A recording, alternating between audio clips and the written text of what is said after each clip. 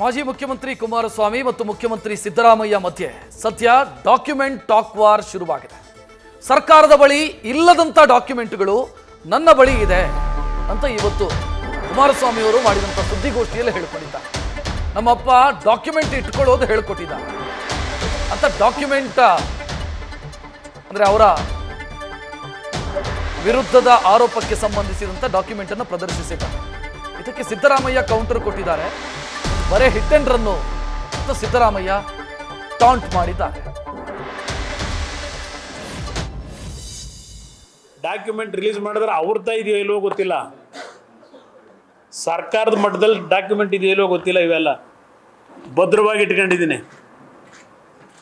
ಸದ್ಯ ನಮ್ಮ ಅಪ್ಪ ಅದೊಂದು ಕಲಿಸ್ಕೊಟ್ಟವ್ರು ನಮಗೆ.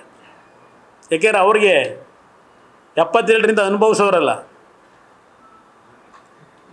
ಸರ್ಕಾರದಲ್ಲಿ ಡಾಕ್ಯುಮೆಂಟ್ ಇದೆಯೋ ಇಲ್ವೋ ನಿಮ್ಮ SIT ಅವರು ತನಿಖೆ ಮಾಡೋರಲ್ಲ ಮಾನವ ಅವರು, ಅವ್ರದ್ದ ಇದೆಯೋ ಇಲ್ವೋ ಗೊತ್ತಿಲ್ಲ.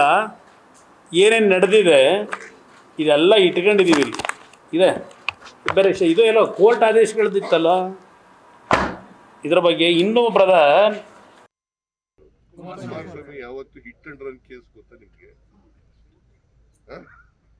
ಕುಮಾರಸ್ವಾಮಿ ಯಾವತ್ತು ಹಿಟ್ ಅಂಡ್ ರನ್ ಕೇಸ್ ಯಾವುದನ್ನ ಲಾಜಿಕಲ್ ನಡಿ ತಗೊಂಡು ಹೋಗಿದ್ದಾರೆ ಹೇಳಿಯಪ್ಪ ನೋಡೋಣ. ಇವತ್ತಿನವ್ರಿಗೆ ಅನೇಕ ಅಲಿಗೇಷನ್ ಮಾಡಿದ್ದಾರೆ. ಪೆನ್ ಡ್ರೈವ್ ಇದೆ ನನ್ನ ಹತ್ರ ಇಲ್ಲಿ ಅಂತ ಹಿಂಗೆ ತೆಗೆದು ಮಾಡಿದ್ರ ನೀವು ಅವ್ರ ಮಾತು ಕೇಳಕ್ ಅವ್ರ ಮಾತು ಸಿಎಂಒ ಮತ್ತು ಕುಮಾರಸ್ವಾಮಿ ಅವರ ಮಧ್ಯೆ ಡಾಕ್ಯುಮೆಂಟ್ ವಾರ್ ನಡೀತಾ ಇರೋದನ್ನ ಗಮನಿಸ್ತಾ ಇದ್ದೀರಿ. ಅಂದರೆ ನಿನ್ನೆ ಇಡೀ ದಿನ ಕುಮಾರಸ್ವಾಮಿ ಅವರ ಮೈನಿಂಗ್ಗೆ ಗುತ್ತಿಗೆ ಕೊಟ್ಟಿರುವಂಥ ವಿಚಾರಕ್ಕೆ ಸಂಬಂಧಿಸಿದಂಥ ಪ್ರಾಸಿಕ್ಯೂಷನ್ಗೇನು ಅನುಮತಿ ಕೇಳಿದ್ದಾರೆ SIT. ಅದಕ್ಕೆ ಸಂಬಂಧಿಸಿದಂತೆ ಕಾಂಗ್ರೆಸ್ ನಾಯಕರು ಪ್ರಶ್ನೆಗಳ ಮೇಲೆ ಪ್ರಶ್ನೆಗಳನ್ನು ಕೇಳಿದರು. ಇವತ್ತು ಅದಕ್ಕೆ ಉತ್ತರ ಕೊಡುವಂಥ ಪ್ರಯತ್ನವನ್ನು ಕುಮಾರಸ್ವಾಮಿ ಅವರು ಮಾಡೋ ಸಂದರ್ಭದಲ್ಲಿ ಸುದ್ದಿಗೋಷ್ಠಿಯಲ್ಲಿ ಒಂದಿಷ್ಟು ಡಾಕ್ಯುಮೆಂಟ್ಗಳ ಪ್ರದರ್ಶನ ಮಾಡಿದರು. ನನ್ನ ಬಳಿ ಡಾಕ್ಯುಮೆಂಟ್ ಇದೆ, ನನ್ನ ತಂದೆ ಡಾಕ್ಯುಮೆಂಟನ್ನು ಇಟ್ಕೊಳ್ಳೋದಕ್ಕೆ ಕಲಿಸಿದ್ದಾರೆ ಮತ್ತು ಬೇರೆ ಬೇರೆಯವರಿಗೆ ಸಂಬಂಧಿಸಿದಂಥ ಡಾಕ್ಯುಮೆಂಟ್ಗಳು ಕೂಡ ನನ್ನ ಬಳಿ ಇದೆ ಅಂತ ಕುಮಾರಸ್ವಾಮಿ ಅವರು ಹೇಳಿದರು. ಅದಕ್ಕೆ ಈಗ ಸಿದ್ದರಾಮಯ್ಯ ಅವರು ತಿರುಗೇಟು ಕೊಟ್ಟಿದ್ದಾರೆ. ಇವ್ರದ್ದು ಹಿಟ್ ಅಂಡ್ ರನ್ನು ಯಾವತ್ತೂ ಕೂಡ ಅನ್ನೋದು ಸಿದ್ದರಾಮಯ್ಯ ಅವರು ಕೊಟ್ಟಿರುವಂಥ ಪ್ರತಿಕ್ರಿಯೆ.